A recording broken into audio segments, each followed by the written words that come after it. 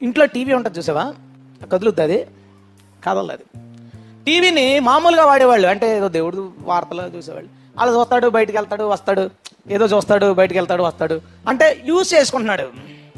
అది విగ్రహమైన వాళ్ళు ఉంటారు, మీకు తెలుసా, మీ చుట్టాల్లో కానీ మీరు ఎవరన్నా టీవీ ఎలా కదలదో ఆడు అలా కదలదు. విగ్రహం అంటే వాడు. రాత్రి పెట్రోల్ కొట్టించడానికి బంకులోకి వెళ్తాం, 12 దాటుద్దేమో, వెళ్తున్నాం. లోపలికి వెళ్తుంటే ఇద్దరు ఆ కొట్టేవాళ్ళు మూల కూర్చున్నారు. కారు రాడు, అదే పెద్ద బంకింగ్, దాంట్లో ఎప్పుడో కానీ ఏమి రావు. లోపలికి వెళ్తుంటే చూశారు, వాళ్ళిద్దరు సెల్ సీరియస్గా చూసేస్తున్నారు. అలా ఉండిపోయారు, అంతే. సెల్ అలా ఉండిపోద్ది కదా, అలా ఉండిపోయారు. ఉండిపోతే నేను లోపలికి వెళ్ళాము, దాని దగ్గర ఆపాను. అది చూశాడు కానీ కదలట్లేదు. హార్న్ కొడితే వచ్చేసాడు కంగారుగా వచ్చేసి ఎంత అన్నాడు, టక్ టక్ మనకు కొట్టేశాడు. ఎప్పుడు వెళ్ళిపోదామని ఉంది, ఎందుకంటే అది అట్రాక్ట్ చేస్తుందండి. మొత్తాన్ని డబ్బులు తీసుకుంటే 2 అడుగులు వేసేసి వెనక చూశాడు. ఎందుకో క్యాప్ పెట్టలేదు. పెట్రోల్ క్యాప్ తీస్తారు కదా, దాన్ని టాప్ మీద పెట్టేశాడు, అంతే. అంటే అలా వెళ్ళిపోతుడు, నేను వెళ్ళిపోతును.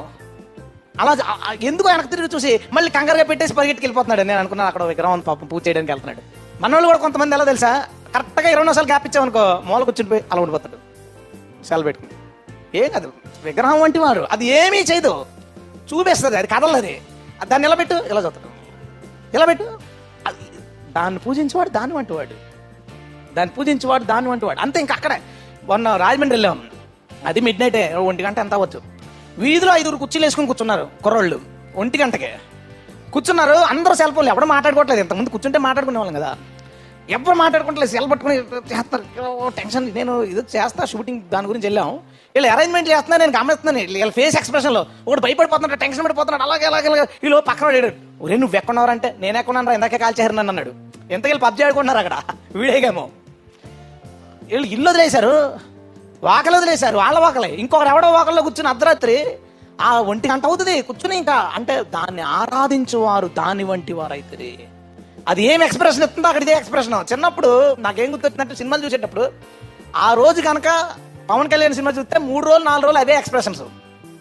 ఖుషి చూసి వచ్చినప్పుడు ఇంకా ఇంకోటి వచ్చేది కాదు మా మొక్కల్లో. ఎప్పుడు చూసినా అలా వంకరగా చూడటమే, ఏమన్నా వస్తే ఇలా కాలు పట్టుకుని ఇలాగ అనుకోవడం. దాన్ని పూజించినప్పుడు దాని వంటి వాళ్ళు. ఎమోషన్ సినిమాకి వెళ్ళామా, ఇంకా మనం బయటకు వచ్చేటప్పుడు నరాలు లేసిపోయి వచ్చాయి బయటికి. ఆ మూమెంట్ ఎవడం దొరికితే కొట్టేసినట్టే. కామెడీ సినిమా వస్తే ఇంకా అంత ఫుల్ జోయలు. మనం దేన్ని ఐడల్గా చూస్తాం. కొంతమంది మామూలుగా చూసి వచ్చేస్తారు, వాళ్ళు ఏంటంటే ఐడల్ కాదు వాళ్ళకి, సినిమా విగ్రహం కాదు వాళ్ళకి. మరి వారానికి 4 సినిమాలు 5 సినిమాలు చూసేవాడు విగ్రహం కాకపోతే ఏమవుతుంది? ఏది చూస్తే అది లీడ్ చేసేది.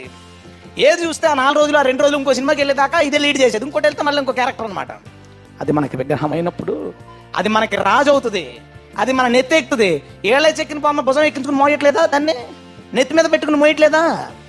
మనము దేనినైనా విగ్రహం చేస్తే అది మన నెత్తి మీద